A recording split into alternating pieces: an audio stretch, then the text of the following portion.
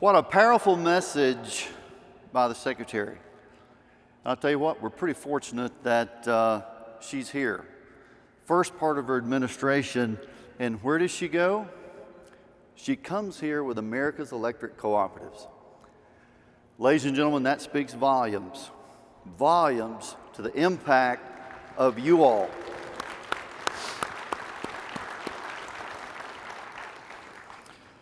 Thank you, Tony. Your friendship means more than you'll ever know. And the leadership that you've brought America's Electric Cooperatives and the legacy that you leave, especially with the Cooperative Family Fund, will last for generations. So thank you so much. From all of us, let's give Tony a round of applause.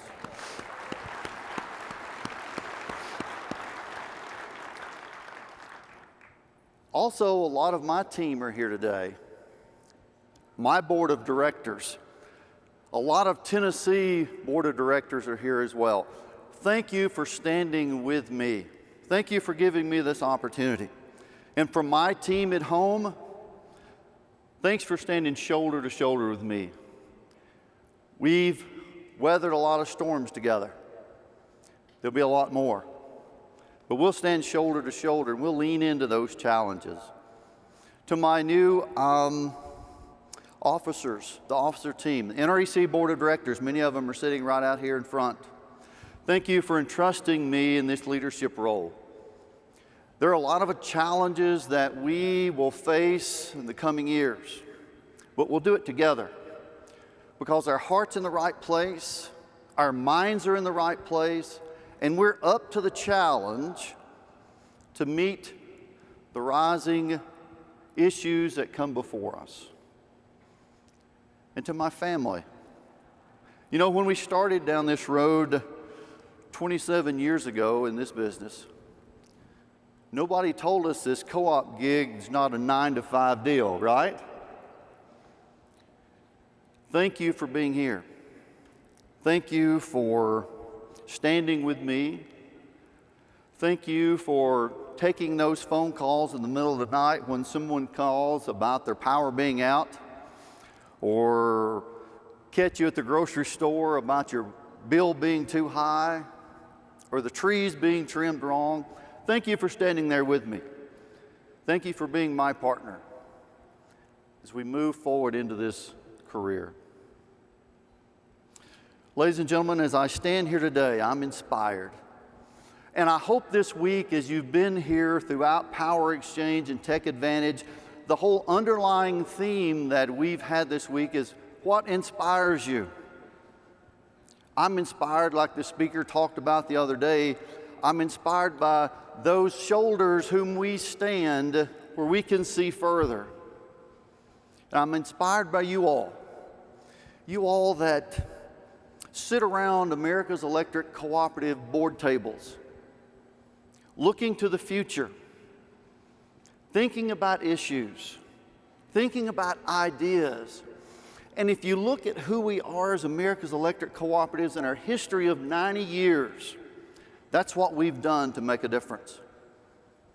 In the communities that we serve, nobody is the driver of innovation and new ideas like America's Electric Cooperatives. Nobody.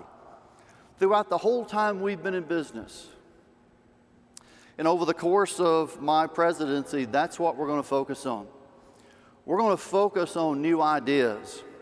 We're going to focus on innovation because we, America's Electric Cooperatives, are the drivers of innovation, and we'll continue to do that. I used to say when we were in this business that we were at a crossroads. But when you get to a crossroads, you have to make a decision. Am I going to go right or left? I'm going to go east or west, north or south? We really find ourselves in this industry in a state of transition. The sands are kind of moving under our feet. And in a state of transition means we've got to go in many different ways. How are we going to connect with our members?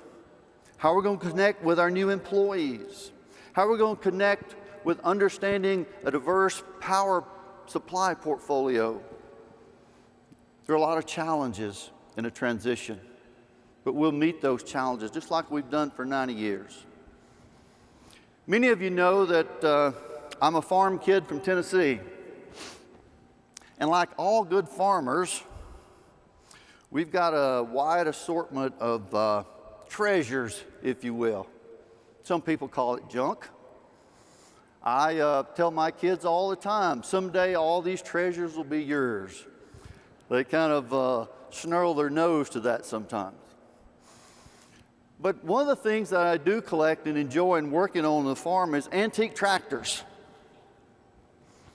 You see on the screen, this is one of my favorites. This is a 1936 F12 Farmall. Hand crank, steel wheels, starts on gasoline, you switch it to kerosene. And I can imagine back in the 30s, when this tractor rolled onto the farm, that the guys climbed up on this modern piece of equipment. The same guys that have been following the south end of a northbound mule probably their whole career. And they climbed up on this modern piece of equipment. And they said, you know what? It can't get any better than this. It can't get any better than this. I hold to you today, as the leaders of America's electric cooperatives, that we can never get to that point. As we sit around our board tables and our staff tables, we can never get to the point where we say it can't get any better than this. Because, ladies and gentlemen, indeed it must, and it will.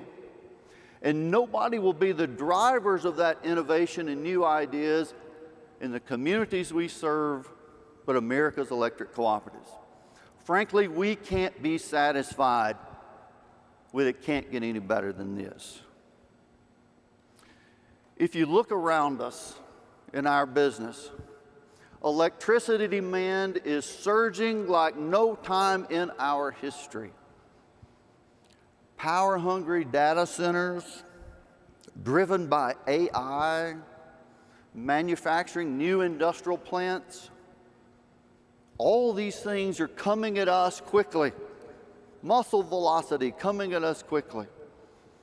The Department of Energy reports that last December, data center load growth alone has tripled in the past decade and is expected to triple again in the next 2 to 3 years. It took a decade to get to that point. Now it's only going to take 2 or 3 years. According to the Department of Energy, data centers consume right now about 4%, 4 to 5% of the load in this country. In a couple of years, data centers alone is projected to reach 15% of the electricity consumed in our country. Folks, we can't be satisfied with good is good enough. It's going to take everything we've got, all the ingenuity that we bring to the table, all the innovation that we bring to the table to take and propel America's electric cooperatives to the next level. We can do it. 90-year history has proven that we can do it. The new Secretary of Agriculture comes to our meeting, proves to us that we have the connections and the ability to look to the next generation. And as you look at who we are, and you look at the innovative approach that we take, co-ops across this country have always stepped up to the plate. We've never been satisfied with it can't get any better than this. Just look where we've come in the last couple of years. What was the last innovative thing that we did collectively? Broadband. You think about it. When the national carriers looked at the areas that we serve around this country, they looked at us and said, what you've got's good enough. And what did we do as America's Electric Cooperatives? We said, ain't happening. We're going to grab the bull by the horns, and we're going to do something that we've never been done before. Were we afraid? Heck yeah, we were afraid. We were scared. But we knew it was what our members needed. We weren't satisfied with good is good enough. Our members were coming to us and saying, we want the same thing they've got in the city. We've heard that before, haven't we? We heard that in the 30s when we started.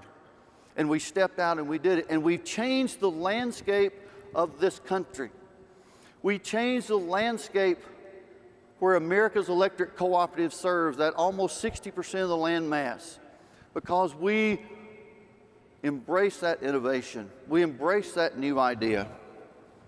What else are we doing? Well, as we stand on those shoulders and we look out in the future, a couple weeks ago, and I'm from right up the road in Tennessee, just a couple hours north of here. A couple weeks ago, the Secretary of Energy, Chris Wright, he comes and visits with us, stands shoulder to shoulder with us at Oak Ridge in TVA's Clinch River site, where we believe that small modular nuclear reactors will bring the renaissance of new nuclear energy in this country.